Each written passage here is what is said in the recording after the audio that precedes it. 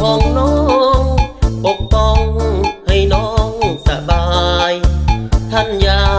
ให้น้องมันหมายกับสายที่รวยเงินตา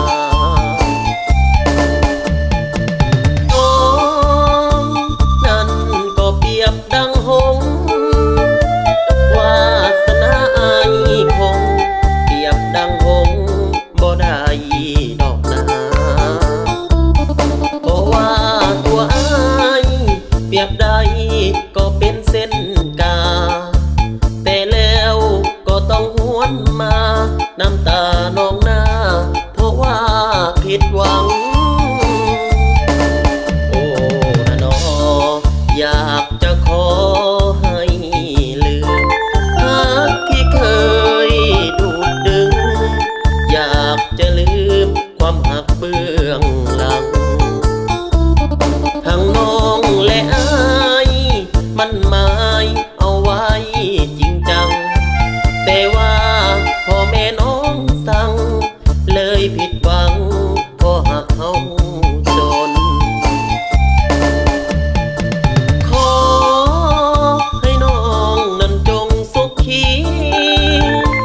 แต่งกับคนห่างมีสุขีเถิดนวลหน้ามนอย่ามาหาอายให้แม่น้องอายผู้คนส่วนอายจะขอยอมทนเพื่อหน้ามนนั้นสุขสบาย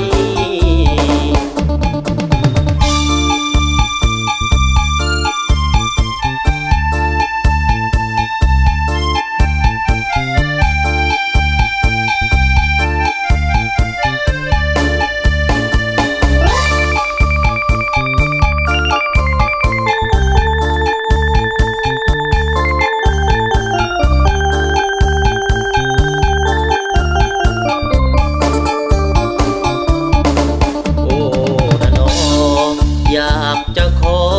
ให้ลืมรักที่เคยดูดดึงอยากจะลืมความหักเบื้องหลังทั้งน้องและอายมันหมายเอาไว้จริงจังแต่ว่าพ่อแม่น้องสั่งเลยผิดหวังเพราะหักเขาจนขอให้น้องนั้นจงสุขีแต่งกับคนห่างมีสุขีเถิดนวลหน้ามนอยากมาหาอายให้แม่น้องอายผู้คนส่วนอายจะขอยอมทนเพื่อหน้ามนนั้นสุขสบาย